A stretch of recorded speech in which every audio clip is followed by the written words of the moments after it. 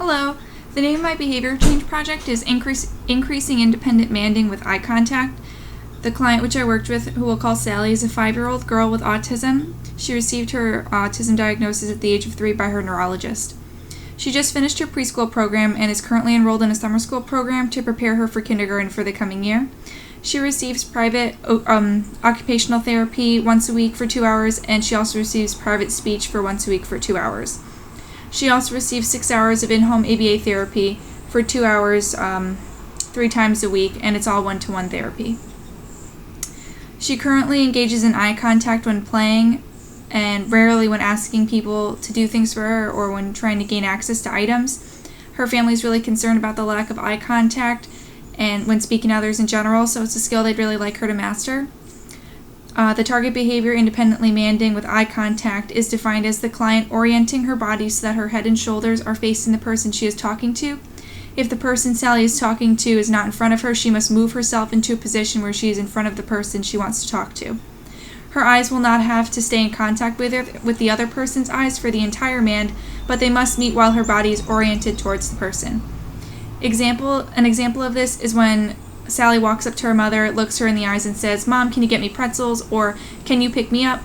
And a non-example of this is when when Sally walks up to her mother, looks her in the eye and says, "Hi, Mom," or if the client asks her to get her pretzels without orienting her body or engaging in any eye contact. Frequency was used to measure Sally's independent mands with eye contact. IOA was calculated by the researcher and another BT once each week for 2 hours for a 2-hour session. The other BT was trained on the behavior prior to taking IOA data, and IOA data was calculated by dividing the number of agreed upon independent mands by the total number of mands and multiplying that by 100 to find the percentage. And for each phase of the intervention, observer agreement remained at 100%. The research design used was a single subject AB design. Initial baseline was taken for 3 sessions, just due to the amount of services Sally receives and the time constraint. During the baseline phases, the spontaneous mands emitted by Sally that were accompanied with her orienting her body and making eye contact were tracked, and situations for baseline were not contrived, and she was not visually or verbally prompted during baseline. And if she engaged in the target behavior or not, her requests were met.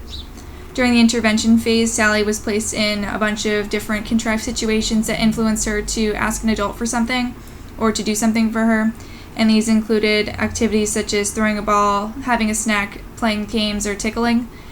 She would make requests to the behavior therapist or her mom.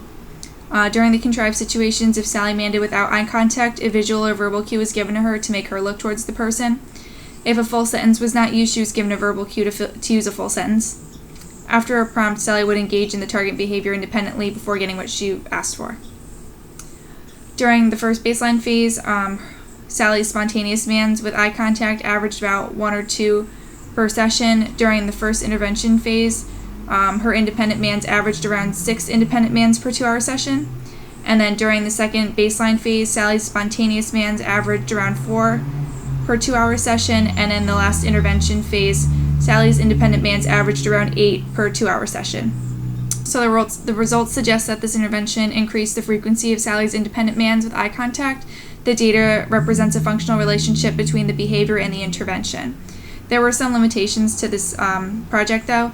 One limitation of the intervention was that it only included 1 participant, and it also used verbal and visual prompts to increase the frequency of the independent mands with eye contact. So in the future, it'd be beneficial to look at the difference between only using a verbal prompt or using only a visual prompt to increase the eye contact. And another limitation was the time constraint and the amount of services Sally receives each week. Since we couldn't increase services to 5 days a week, I was only able to get 3 points of data each week for each phase. All right, thank you.